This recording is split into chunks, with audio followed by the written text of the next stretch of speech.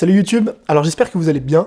Aujourd'hui, c'est une vidéo un petit peu spéciale que j'avais envie de te tourner, tout simplement parce que je vais pas te donner de conseils pour développer ton audience comme je le fais d'habitude, pour créer du meilleur contenu, ou pour pouvoir monétiser ta passion. J'ai juste envie aujourd'hui de réagir à la toute première vidéo que j'ai publiée sur ma chaîne. Alors il faut savoir qu'à l'heure où je tourne cette vidéo, on est le 30 janvier 2020, et j'ai démarré YouTube, j'ai publié ma première vidéo le 10 juin 2017. Donc ça fait aujourd'hui plus de 2 ans et demi que je crée du contenu sur YouTube. J'ai publié, tourné, créé, mis en ligne si tu veux, au total plus de 500 vidéos. Donc j'ai quand même en fait parcouru pas mal de chemin dans cette thématique, dans ce domaine-là, et je trouvais ça intéressant en fait de te partager et de réagir en fait ensemble à cette première vidéo. Alors si aujourd'hui j'ai envie de te faire ce contenu, c'est premièrement pour y réagir, vraiment, pour regarder la première fois où j'ai publié une vidéo, qu'est-ce qui était bien, bon à prendre, qu'est-ce qui n'était pas bon du tout, et comment aujourd'hui si je devais redémarrer de zéro, je ferais les choses différemment, pour que t'en tires quand même quelque chose. Mais surtout, c'est pour te montrer finalement d'où je viens. En fait, en tant que créateur de contenu, on a toujours cette fâcheuse tendance à se comparer aux autres, à regarder ce que font les autres personnes. Donc par exemple, si tu fais des vidéos, tu vas regarder les vidéos d'autres personnes et chercher à te comparer, mais sans vraiment regarder d'où cette personne vient et depuis combien de temps est-ce qu'elle fait ça. Et si je te parle de ça, c'est parce que c'est un problème que j'ai souvent rencontré et que je rencontre encore aujourd'hui. Je me compare à des personnes qui font de la vidéo, je trouve leurs vidéos exceptionnelles, vraiment bien réalisées, je trouve qu'ils sont très bons dans leur domaine, et quand je me compare à eux, je me trouve nul, vraiment. Je trouve que mes vidéos sont pas bonnes, que la lumière n'est pas bonne, que le son n'est pas bon, que j'ai une très mauvaise éloquence, et en fait, je me rends compte que ces personnes-là font ce qu'elles font leur métier, font des vidéos, font de la photo, ont leur business depuis beaucoup plus longtemps que moi. Elles ont parfois 10 ans d'expérience, moi je me compare à elles et j'ai seulement 2 ans et demi d'expérience. Et si j'ai envie de te faire cette vidéo aujourd'hui, c'est aussi pour te rappeler ça. C'est pour te rappeler que oui, tu peux peut-être te comparer aux autres, tu peux regarder ce que font les autres, mais toujours essayer de garder en tête quand même d'où est-ce que toi tu viens, quelle est ton expérience là-dedans, et surtout d'où viennent les personnes justement à qui tu te compares. Donc ce que je vais faire, c'est que je vais prendre mon ordi, j'ai téléchargé la vidéo, je vais la lancer, et puis on va réagir. Salut à tous, c'est Tony, on se retrouve aujourd'hui pour une nouvelle vidéo. Je voulais vous annoncer que je me lance dans un défi de une vidéo par jour pendant 1 an. Alors déjà, la première chose, c'est que je suis pas passé par 4 chemins. J'avais déjà cette idée en tête de créer beaucoup de contenu sur YouTube parce que je pensais, ou j'étais persuadé, que j'allais énormément progresser. Et la première vidéo que je lance, j'annonce tout de suite mon défi de tourner une vidéo par jour pendant 1 an. Alors est-ce que j'ai tenu ce défi? Non, je l'ai tenu pendant plus de 200 jours quand même. Mais je trouvais ça intéressant en fait de partager publiquement quelque chose parce que ça va t'engager et de manière générale, ça va donner beaucoup plus envie de le faire. C'est-à-dire que tous les jours, je vais essayer de vous fournir une vidéo donc, sur différents thèmes, que ce soit l'entrepreneuriat, le développement personnel, la motivation, etc. Je vais essayer vraiment de m'y tenir. Donc voilà, faire une vidéo par jour, et ça donc c'est la première vidéo de ce défi. Je voulais partager avec vous aujourd'hui comment ne... deuxième chose, c'est que tourner en extérieur, c'est vraiment un truc que, alors déjà j'aurais pas dû le faire, mais que je déconseille, surtout quand tu démarres. En fait, quand tu es en train de tourner une vidéo, tout ce qui se passe autour de toi, quoi qu'il arrive, ça va t'interpeller. C'est-à-dire si t'as du bruit à l'extérieur, si t'as, je sais pas moi, quelqu'un au-dessus de toi qui est en train de marcher, de faire le ménage. Là par exemple, je sais, je m'en souviens, comme si c'était hier d'ailleurs, qu'il y avait des travaux de peut-être 10 mètres à côté, des mecs en train de faire du chantier en fait, en train de monter des immeubles, donc forcément ça fait un boucan pas possible. Donc de 1, c'est pas exceptionnel en vidéo parce que ça s'entend, et de 2 surtout, ça te met mal à l'aise. En fait, ça te met toi-même mal à l'aise parce que t'es en train de tourner ta vidéo, mais tu écoutes finalement ce qui se passe autour de toi. Donc j'aurais, à mon avis, dû tourner ma première et mes premières vidéos dans des endroits vraiment beaucoup plus calmes, donc soit dehors en extérieur, en forêt où il y a vraiment personne, ou le mieux évidemment c'est dans une chambre, et là je suis sûr de pas être dérangé. Plus avoir peur du regard des autres. Alors, comment est-ce que je pourrais témoigner là-dessus? Tout simplement parce qu'on est lundi et qu'il y a 3 jours, j'ai lancé mon blog. J'avais peur que les gens, voilà, ils se disent ok, tu fais pitié, t'es sur YouTube, tu fais un blog, machin. J'avais un peu peur, voilà, que les gens ils se foutent de ma gueule. Et puis, à un moment donné, je me suis dit ok. Alors ça c'est pareil. J'aurais dû aller chez le coiffeur.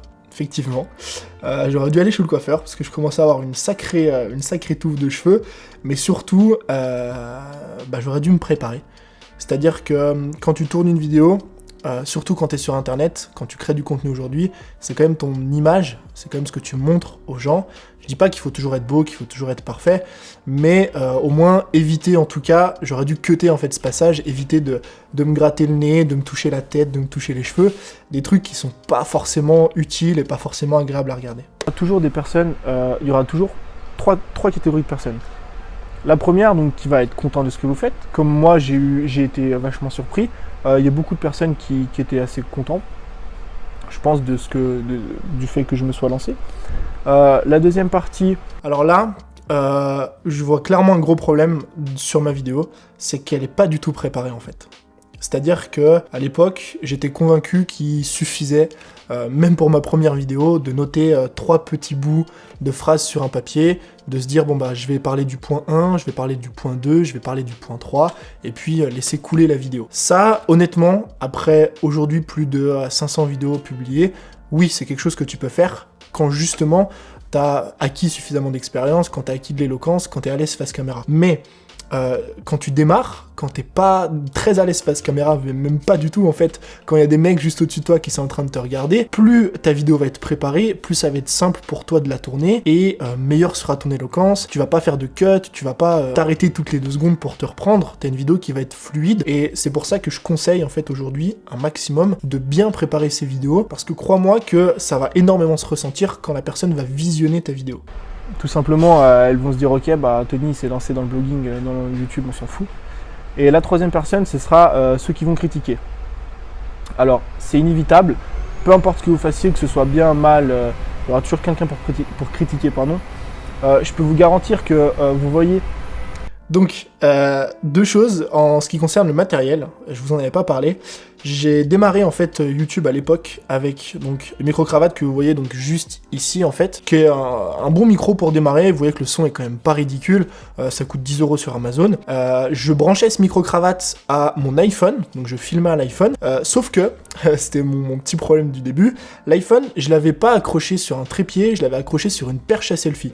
En fait ce qui fait que du coup, quand je tournais ma vidéo, je devais tenir la perche comme ça, et c'est pour ça qu'il y a cet effet en fait d'instabilité où la vidéo elle est toujours en train de bouger.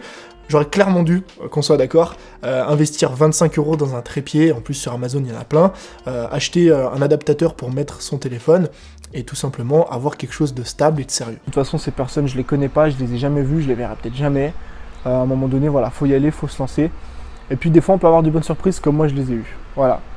Donc c'est tout ce que je voulais partager avec vous aujourd'hui, on se retrouve demain, n'hésitez pas à cliquer sur j'aime si vous avez aimé, partagez la vidéo, et je vous mets toujours donc dans la description le lien vers un ebook gratuit pour créer votre blog. Donc on peut clairement dire que cette première vidéo, elle était un petit peu catastrophique, qu'il y a 1 million de choses à revoir. L'écran, donc la caméra, donc je tourne avec mon iPhone, mais l'iPhone n'est pas du tout stable. Je sais pas pourquoi encore j'ai filmé avec une perche à selfie, j'aurais dû même poser ça sur une table, peu importe, mais que ce soit bien cadré, bien stable. J'aurais juste dû tourner à l'intérieur, dans une chambre, dans mon salon, peu importe, histoire de pas avoir tout ce bruit de fond finalement, et j'aurais dû structurer ma vidéo. Pourquoi ? Tout simplement parce que tous ces petits détails, mis bout à bout, en fait, quand tu tournes ta vidéo, tu vas faire un focus sur tout ce qui t'entoure plutôt que ce que tu as à dire. C'est-à-dire qu'en même temps, j'avais pas préparé ma vidéo, donc il fallait que je trouve mes mots. En plus de ça, je devais tenir un petit peu ma perche à selfie comme ça, histoire d'avoir un truc qui est cadré. Je regardais mon retour caméra dans l'iPhone, et les mecs à côté sur le chantier étaient en train de siffler et de faire du bruit tout le temps. Donc moi, finalement, j'ai 50% de mon cerveau qui est concentré sur ce qui m'entoure, et 50% qui est concentré sur la vidéo que je suis en train de faire. Donc forcément, tu perds en aisance, en éloquence, et le message que tu as envie de transmettre ne se comprend pas vraiment, on va dire. Donc oui, il y a énormément de choses à revoir sur cette vidéo, mais ce que j'aimerais que tu comprennes, et ce que je voulais te transmettre en te publiant aujourd'hui ce contenu, c'est surtout que il faut tout simplement que tu démarres. C'est-à-dire que ce que tu es en train de voir aujourd'hui, la vidéo que tu es en train de regarder, c'est plus de 2 ans et demi de création de contenu, c'est 2 ans et demi de compétences, c'est 2 ans et demi de formation où je suis passé à l'action tous les jours, où j'ai créé tous les jours.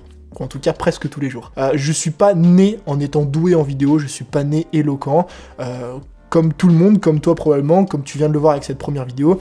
Les premiers contenus que j'ai publiés, c'était une catastrophe, c'était nul, personne ne regardait, personne n'écoutait, j'étais pas captivant, mais c'est des choses qui se travaillent. Et aujourd'hui, justement, si tu as envie de te comparer aux autres, si tu regardes ce que font les autres, essaye de te comparer à eux par rapport à où tu te situes aujourd'hui.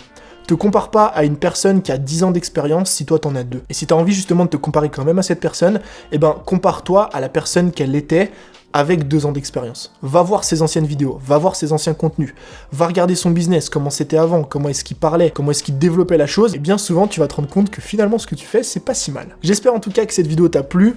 Si jamais tu as envie de t'améliorer en vidéo, parce que tu démarres aujourd'hui, parce que tu sais pas trop comment t'y prendre justement, comme moi j'ai pu le faire par le passé, je t'invite à cliquer sur le premier lien qui se trouve dans la description. C'est une formation offerte de 3 jours complète sur la vidéo, justement pour que tu puisses avoir les bonnes bases et créer du bon contenu, même si tu démarres, même si t'as pas de compétences et même si t'as peu de matériel, finalement comme ce que j'avais à l'époque quand j'ai démarré. J'espère en tout cas que cette vidéo t'a plu. Moi je te dis à bientôt pour un nouveau contenu. N'oublie pas de t'abonner. C'était Tony. Ciao.